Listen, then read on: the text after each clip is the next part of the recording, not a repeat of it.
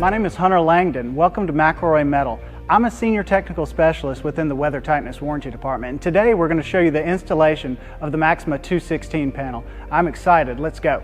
One of the first things I'm going to show you guys is that we already have a number of things that are already installed on this mock-up. The first thing we have is on a rake condition, we already have clips that are placed. These are perimeter clips. They have an offset of 3/8 of an inch. You can see that there's a tongue on this clip with that offset. The reason for that is our panels have to clear the screws that are holding down the clips. The next thing we have coming from the rake down to the eave is we have offset plates, or an eave plate that's already installed.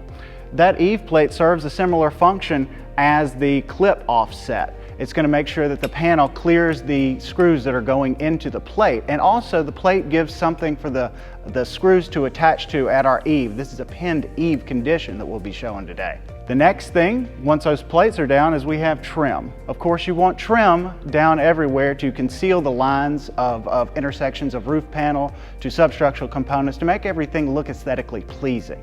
Typically, when installers put sealant tape on this lap, what they'll want to do is they'll want to put the sealant tape just in line like that. That's a typical, just a common sense thing you would want to do.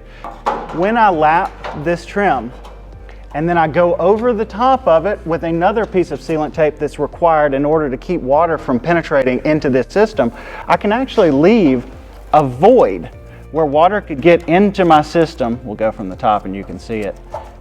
Water can get into my system inside of this void. I don't want that. I don't want where my trims lap together for there to be a void for water to get into the system. Water has an ability to actually flow uphill when two pieces of metal are put together. It's called capillary draw. I want to stop that capillary draw, so I'm going to put a break in here by the way I set my sealant tape. What we're going to do is we're actually going to run it outside of the required 2-inch lap, and then I will fold it down into the panel. What this is going to do is this is going to marry all of my sealants together when I put them down.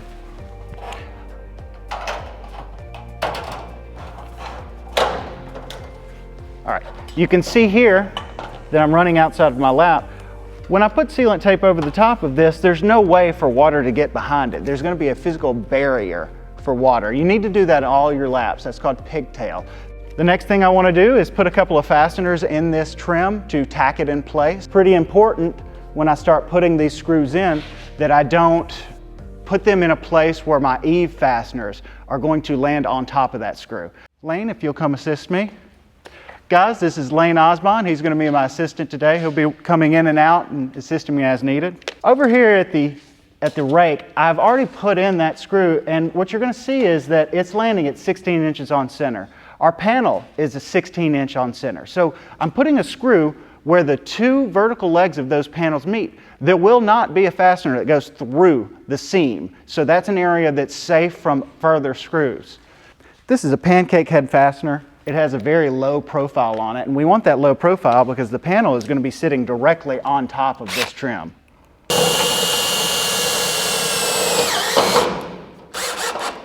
Just like so. Now our trim is down and it's tacked into place.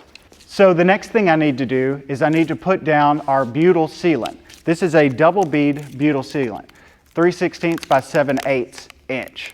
The purpose of the butyl sealant is to seal all of the voids between the panel and the trim.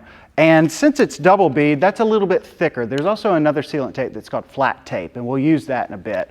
But our double bead is going to fill all the striations in our panels. The way we put this down is we want to keep it slightly back from the edge of the panel. My little heuristic or tip is to use the edge of the relief paper and place it down.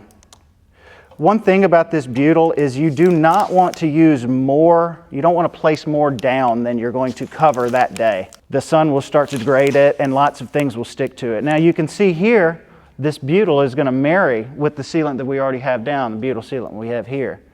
All right, they're all married together. There's no way that water can get into our system there.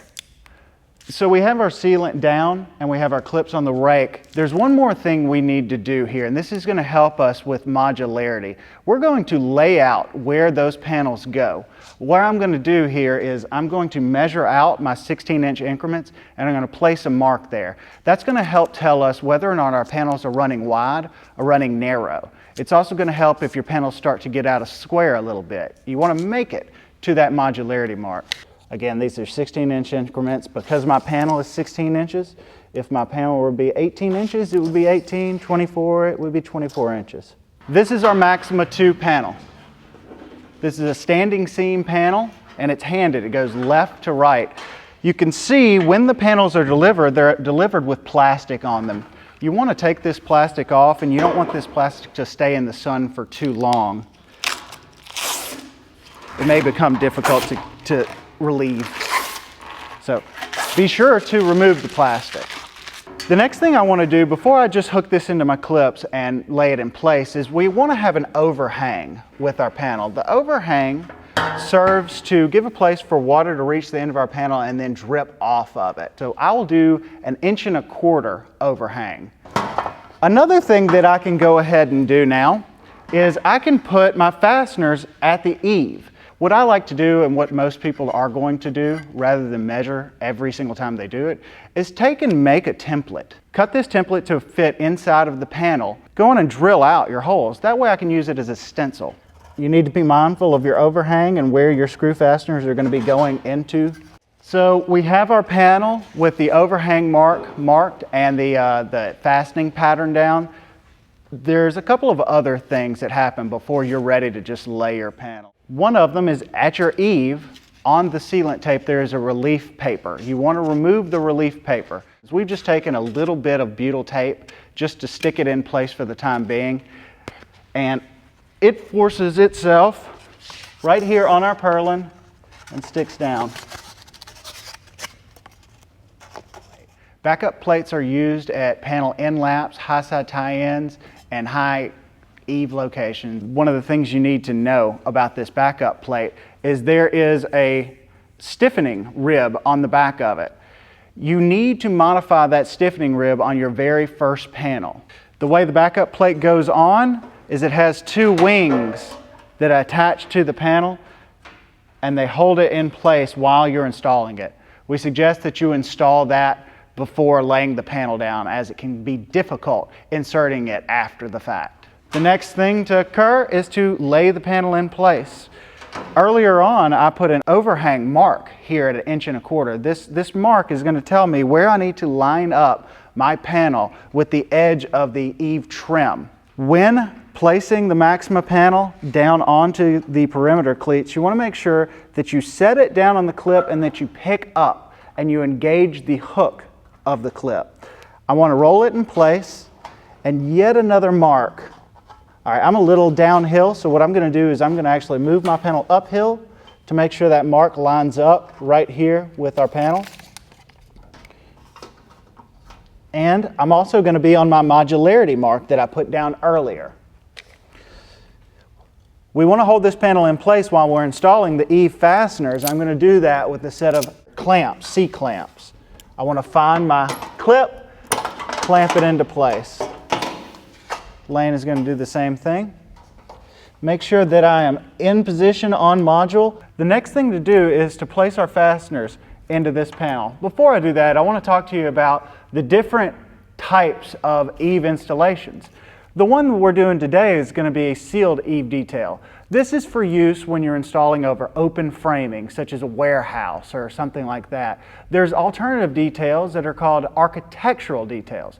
Those won't have all these fasteners at the eaves. We'll actually take the panel and hem it over a cleat, and you won't have such a fasteners penetrating the panel like this. It's a little bit more aesthetically pleasing. 14 by 1.25 inch Tech 2 Zac fastener, and I'm going to insert my first fastener out at the leading edge of my panel, as it were, and then I want to go back and forth in those screw fastening patterns in order to even out all the stresses in the panel. All right, I like it right there.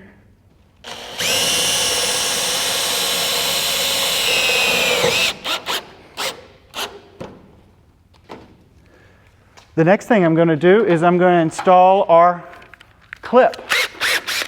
So you want to make sure that you set the clip in place and force it down. There's okay, 2 screws in each clip.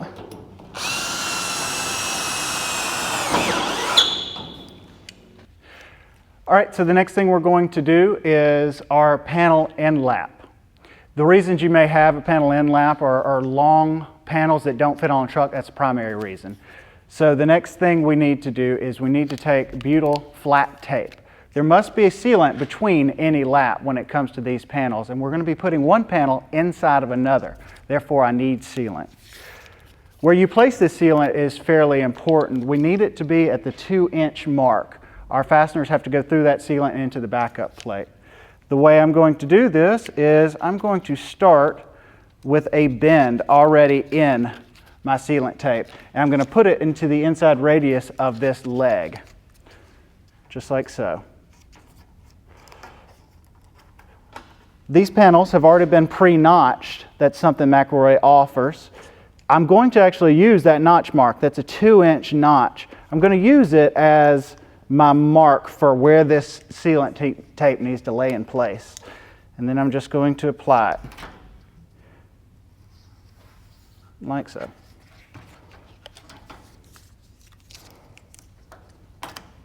We have a 16-inch wide panel. We want to bring that width down so they'll fit inside of each other. The way we do that is with swedging.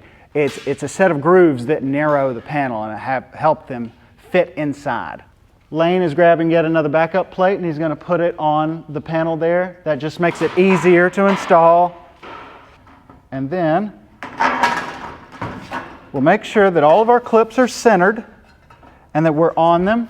We want to pick up with the panel and roll it over and into place.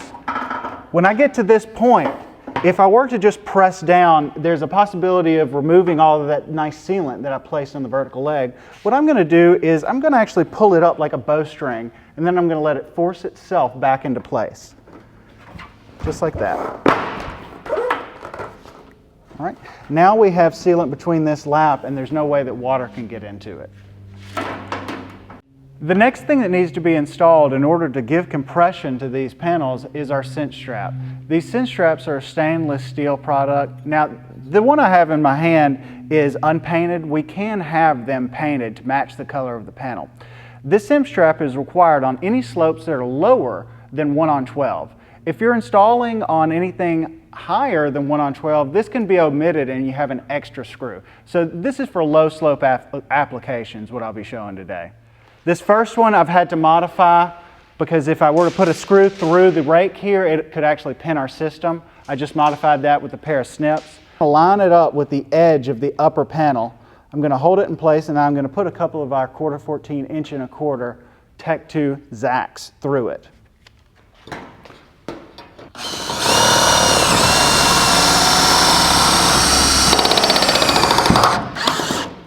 With this cinch strap, it's very important that you go through the sealant you've laid inside of the lap. The next thing I want to do is I want to put these Lap Tech Zacks. It's a 1/4-14 by 7/8 inch Zack, and I'm going to put one in each one of my clips along the perimeter here.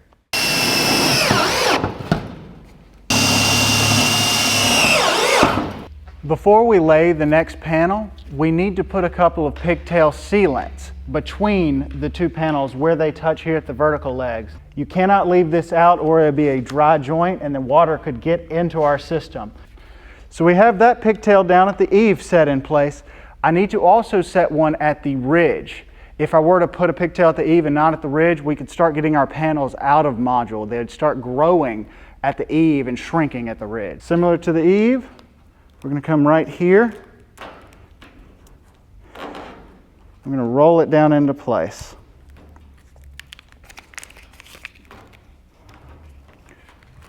So we have our pigtails in place. The next thing is to set another panel, and it's going to be the same installation as those. With trailing leg here, there's actually sealant inside of this hook, right? I want that sealant to marry together whenever I lap them. This is it looks a little bit more obvious to you. You can see we have a gap there between these two panels. I'm bridging that gap with our flat butyl tape. That way, the sealant that's inside that hook is now going to marry together with the previous panel. These are important. Don't forget to put any of these. You'll end up with an area that's dry and water could potentially enter. All right, so the next thing we're going to do, since Lane is already installing my backup plate, is we're going to lay the panel in place. It's important when we're laying this panel in place that this hook engages. So what you want to do is you want to roll it backwards just a hair. I'm going to get in line here. Roll it backwards, pick up to that hook engage, and then you roll it into place. Perfect. Lane is clamping these panels together. While I've got this bit in my gun, I can go on and put the clips down. As long as we have that clamped and held in place, that'll be fine.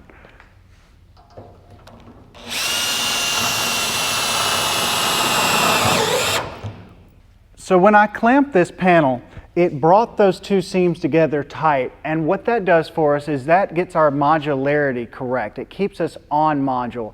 You want to make sure that those panels are tightened together, because seaming operation can be adversely impacted. It can cause damage to the seam if you have two seams that are far apart. The seamer wants to crush them. So we're going to keep them very tight together, and usually you can do this by feeling the seams. You can feel how far apart your fingers are. So what I'm going to be showing here now is our modularity marks down here at the eave. This is a good point to check modularity. We're two panels in. You want to check modularity early rather than late. While installing these fasteners, you want to make sure that you're not standing on the panel that you're fastening down. Right now, I'm actually standing on the ground. This isn't, normal. I would be on this previous panel. If I were to be standing right here, what it does is it creates this dip or divot where water likes to live before it falls off our eave. So we want to make sure that we're not putting any pressure down here as we're screwing our fasteners in. It's fairly important.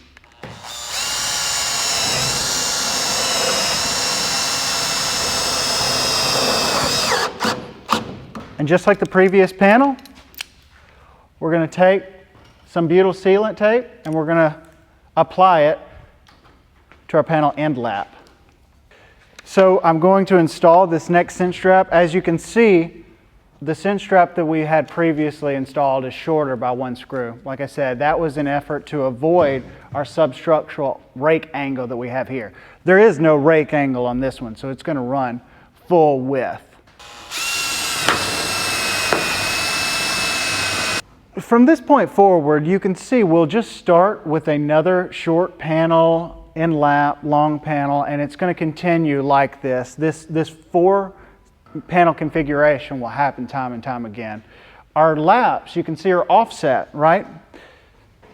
This Maxima panel requires that these laps are offset. If they were to go in line, you would end up with a void or a hole in that lap that would allow water to go into it. So we have a minimum of a 2-foot offset between those laps.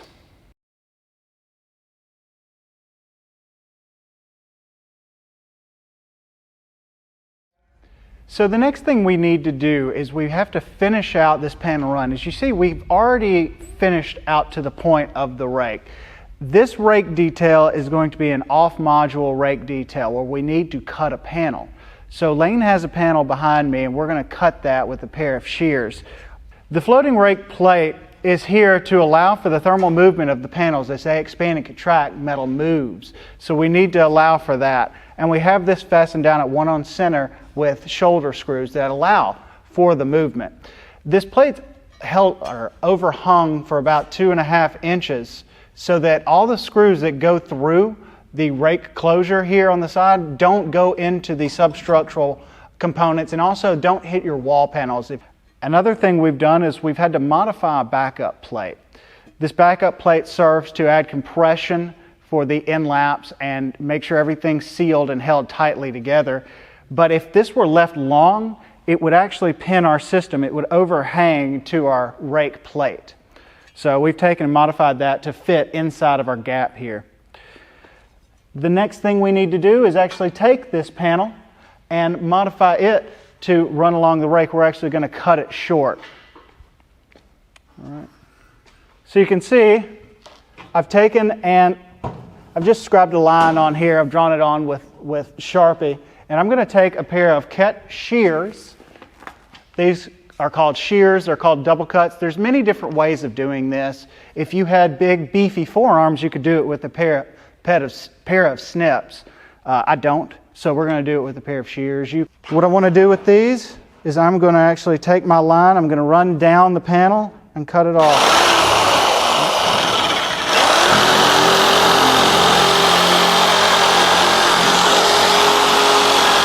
As you can see, this makes short work of that job. I want to make sure that I place my pigtail sealants, never forget about them.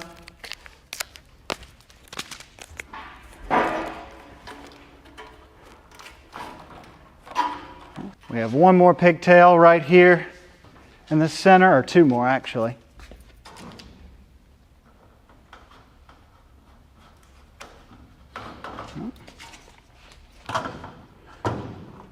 Into place.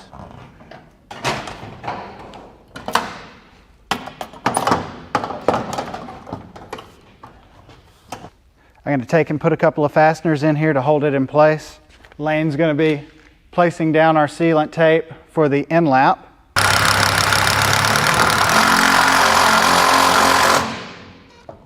Very similar to everything we've done thus far with the end laps. We just don't have another side or leg to this panel since we've cut it off.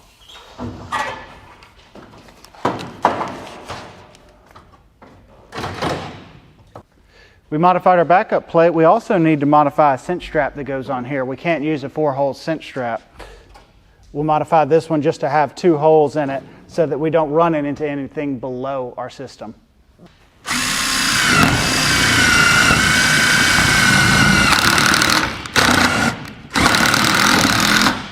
So when we get to this point, like I said, we're just closing off our rake condition. There's a mistake that can be made here, and it's pretty easy to do. In most roofing, we start at the bottom and we work our way to the top, shingling everything over itself. And there's many places in standing seam metal roofing, it's the same way. The rake is one standout where it is different. If I were to take this Z and place it down first, Lane, if you'll mock up that one for me, and then we place this one on top of it, there's an issue we have, and it's called a backwater lap. Water is going to be running down the side of this panel, and then it's going to try to force its way in to this lap rather than flowing over the top of it.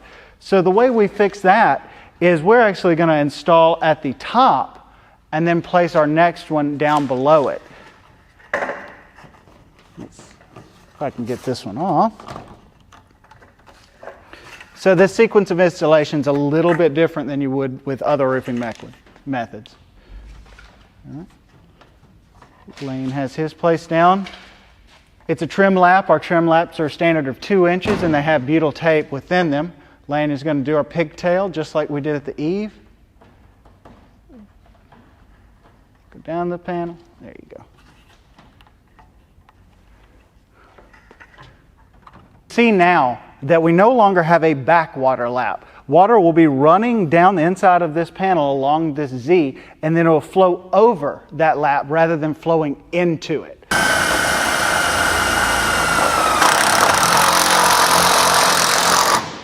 The next thing we need to do is put sealant tape on top of this closure. We're going to have trim that attaches down to the top.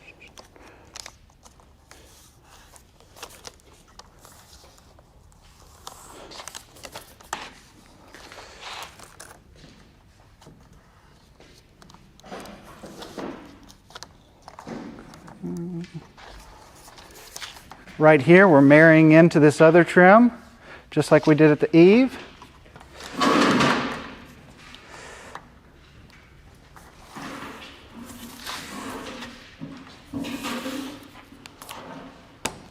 So we have our rake Z closure down, we have sealant on top of it. The next thing to do would be to apply our rake trim. Rake trims come in all different varieties. McElroy can even make custom trims that you draw out to match existing panels or existing trims if you go to a job and you're needing to add on to something that's already there, or any aesthetic thing that you want. Trims are aesthetic, and you know they can all change shapes. What I have here is a industrial trim, an IT trim. It has a lot of large bend lines, and the purpose of this trim is to continue all of your bend lines up to your high eave, down your rake, and it'll actually tie into a gutter system as well. This is for more commercial buildings. You typically don't see this on smaller installations. But one benefit of this IT trim is we have a little leg down at the bottom here with a kick out. Now, if you're installing on a short run, you can just take the flat of this trim and you can put fasteners into the wall panel. If you're installing on a long run, longer than 25 feet, these panels are going to be moving back and forth with thermal expansion. So we need to make sure we don't hinder that movement, right? Our plate moves, our clips move, everything moves. So we have a rake slide. What this does is it's going to clamp down to the small kick out on the bottom of this trim, and it's going to allow the trim to move backwards and forwards while also being held to the wall. So the next thing I'm going to do is I'm going to put a couple of fasteners in here to show you the installation of the fasteners. These fasteners would go at 1 foot on center to assure compression to our rake trim. I'm going to put a couple in there to hold them in place.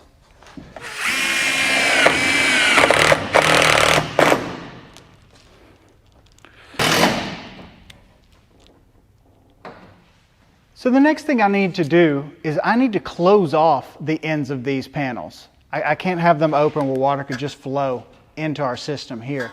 What I'm going to use to do that is a set of preformed closures. These closures are they're pre-stamped. They have holes that are drilled into them. And what they're going to do is they're just going to cap off this area. Now, I need to modify a couple of things. I need to take and put some snips in here so where they will fit into place. And I also need to apply sealant to them. I have it applied. Now, I need to insert my closure here, but something's stopping me. We've had these panels pre-notched, but there's still a little bit that's left that would be in my way. What I'm going to do is I'm going to use a pair of snips on this, and I'm just going to cut that off. I'll show you another way to do it when I install the second one. Okay. Give me the wrong snips.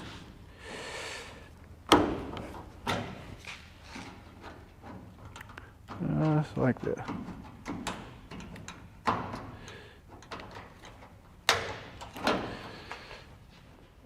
Now that's out of my way, I also need to go and seam this area right here. I'm at the ridge, and this needs to be fully seamed before I install this, but also you want all of this seamed 18 inches down from the ridge, so that way when you put your trims down, it won't interfere with the seamer. If you do it this way, you can come at the very end of the installation and run your seaming machine. Otherwise, you're going to have to pop up your trims and seam it. So make sure you seam 18 inches down from the ridge. And I'm going to bring this seam to its final configuration. Like I said, 18 inches down. Okay.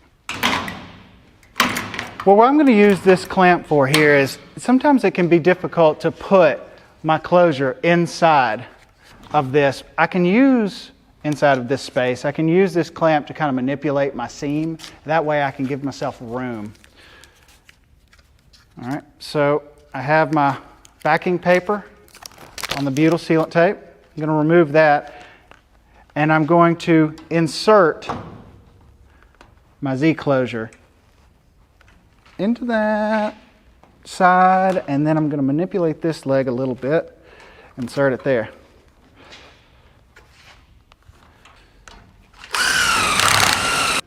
Previously, I took and I notched this entire top of the seam off. there's an easier way to do it, and it's called a bird mouth. What I'm going to do is come in with one cut, and then just a little bit north, I'm going to come in with an angled cut. And what that's going to allow me to do is to slide my closure into place into that notch. All right, so he just slides in place. I can force this one down and into place. Make sure they line up. Now, I have left a couple of these legs, these butyl tape long. There's a reason for that. There tends to be a small void at the very top corner of this once it's placed down. In the future, I'm going to use that butyl tape to plug that up from behind.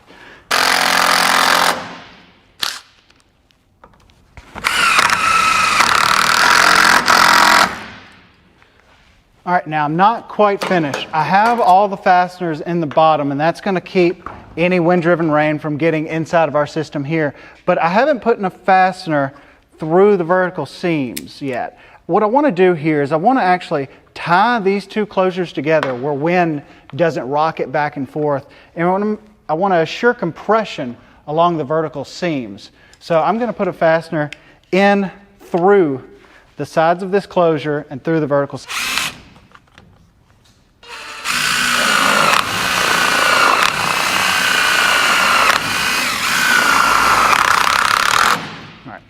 Like I said, what that fastener is going to do is it's going to keep everything tight and compressed and non-moving. And then I can take my bit of butyl sealant and I can fill this void from behind. These closures would continue like this all the way to the end. We'd want to seam this location, notch it out, install our closure. And then once they're all installed, we can go back on top of them with butyl flat tape and we can put trims down. All right guys, so the point we're at now is to seam the panels. Before we do that though, we want to take and clean these panels up. We don't want the seamer to roll over drill shavings that happen. And you can see on these panels every now and then, we've got drill shavings that's collected since we're doing it in lap. The best way to remove these without scratching up your panels are to take and lightly knock them off with a broom and then blow them off.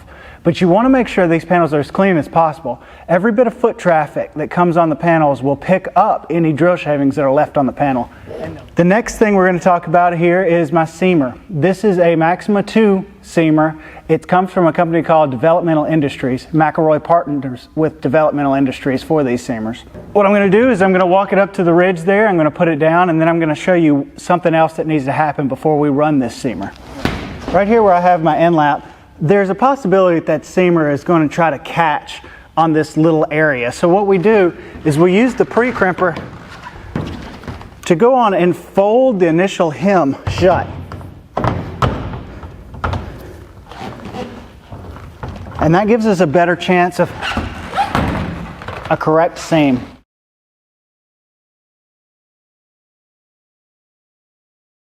And here we go.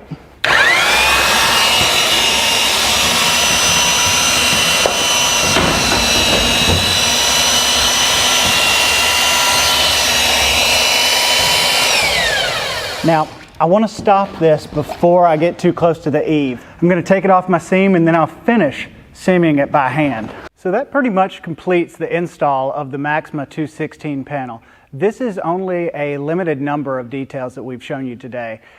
In order to see more details, you can go on the McElroy Metal website and you can look up hundreds of details in DWG and PDF. You can scroll through those. And also you can download our installation manual for more general ideas and other details. Thank you so much and we appreciate your time.